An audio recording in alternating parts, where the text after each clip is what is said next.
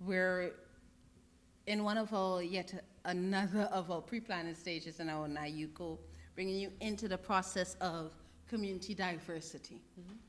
Now, what many people are not aware, we've been very low-key with what we do. And many people ask why, and I say to them it's because my goal isn't stardom. My goal is to actually create solutions. And when we started NYUCO, we just wanted a simple space that people could come and sell. And the more, while we worked on what we were working on, when I realized that it was an opportunity to really make a difference. And so this is the second year of this project. And I made a decision that we're going to innovate. We're going to deal with the problem. As I said in the first session, the concept was embedded a long time ago. I knew I wanted to do technology and video.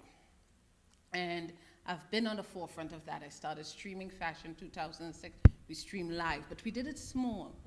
You know, we've done things that a lot of large companies have done with the PR, and we have not. Our focus was using consumer electronics for small businesses. And I'm using Blab, but I'll tell you something. When we did Video Hack NYC, there was a company there called Open Talk, and we created a small version like this during the hack, which is why I am so glad to see Blab. Wow. And there was another one I met later on, which was Constellation.tv, which was a TV streaming theater. I've heard of that. Right. I've heard of They them. went out, but the point is that a lot of ideas don't get support needed in terms of resources, in terms of time, in terms of guidance to really bring it forth. And there is a problem of innovation in what is called the long tail. So you'll often hear me explaining what things are. The long tail is what they call, you know, that long end of a graph. And in tech, that's where most people exist. There are few unicorns, there are a couple of companies that are here doing well, Right. and then there are a whole lot of companies But the majority is... the majority are down here.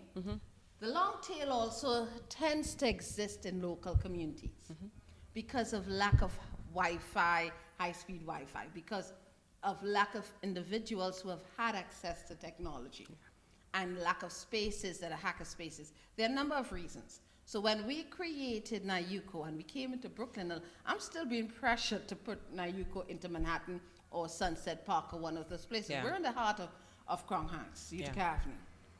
And I stand for diversity.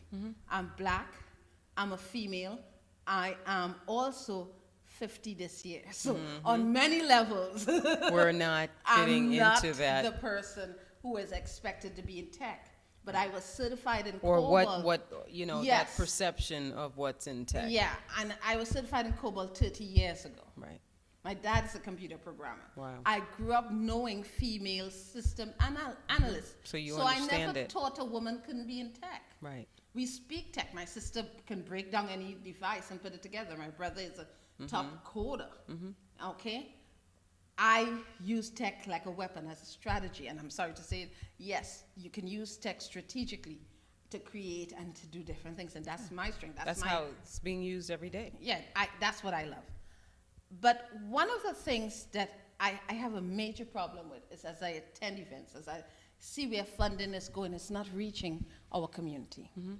Every time I see a company getting money to put into technology, someone who's never even spoken to that particular individual Yeah. within that culture group and comes in with a solution that has nothing to do with the culture of that group. And so it just does not stick. So when we created this, even some of the stuff you were traditional, worked with one of the major Banks. banks. Several of them. Yes. Bank of America, Citi. Right.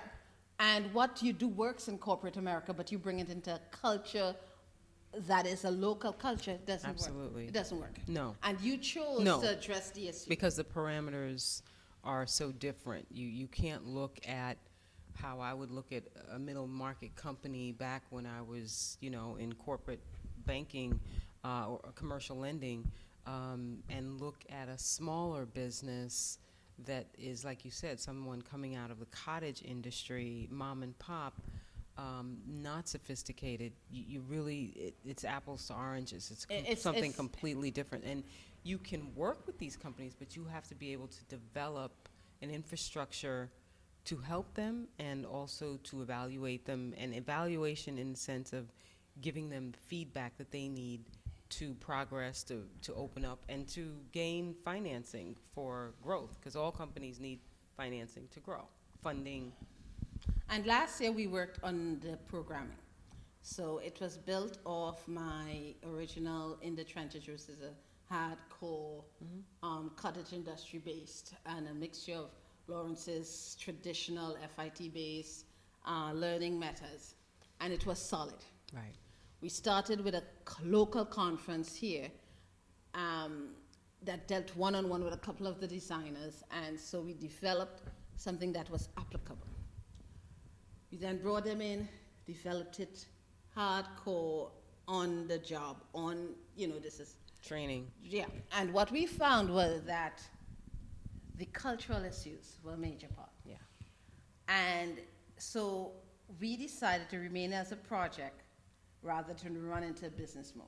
Mm-hmm. Then recently we did do NYCX design last year, but we just did it quietly, come in, take part in our program.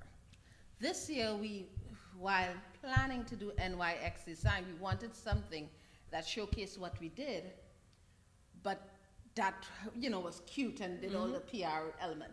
And we came up with CopulateNYC. And one of the reasons is that one of the challenges is getting people to work together, to copulate. Right. And last year we had said, before we can incubate, Yeah. and before we can accelerate, Yeah. we have to inseminate. Yeah. You got to get these businesses copulating, getting in bed together. And as raw as that may seem, That's exactly that's the way it exactly works. what it is. Yeah. They're And fragmented. They're fragmented in their thinking, just in the way that they've always been taught, I think, to work together. And what we found out is that what we're addressing is very much the fears dealing with couples getting together. The fear of intimacy, the lack of trust. Fear of failure. Fear of failure. Looking fear of bad in looking front of bad, someone showing else. too much. It's okay to make mistakes. Right. And So that's what one of the things, I think because even my own personal life and my career and, my businesses that I've had before, we all have missteps. But the key is to learn from them and to not try and sweep them under the rug, so to speak, but to really use them to embolden you. And you will find that anyone who has been successful, whether in business or any other walk of life, has gone through that process. And so that's what we do here. So this week we were planning, Yeah. and we're doing a BK StyleCon virtually via Blab. And so we've been working out the issues using Blab. Mm-hmm. And when we did the lineup, it's 1 hour every day, so we can do it from our various locations. After we did it, I looked at it and I said, this is not what we meant. We've gone back to being the traditional. And that's our strength, the training. Right. But one of the components we want to add is innovation. And so we designed CopulateNYC to be a hack. And that's how we came about with the last segment, what is a hack? And so what we're going to be doing is April, we're going to be doing the hack in April and the presentation during May. Right. So right now, we're calling for people who will come together. And this is where I think it's been a little, not iffy, but where culture needs to be met. Most designers are not innovating. And I've held back from saying that. And I'm going to stop because I want to do this right away. I'm going to stop because I'm going to ask Ethan to retape it. So we just deal with this so I can post this right away.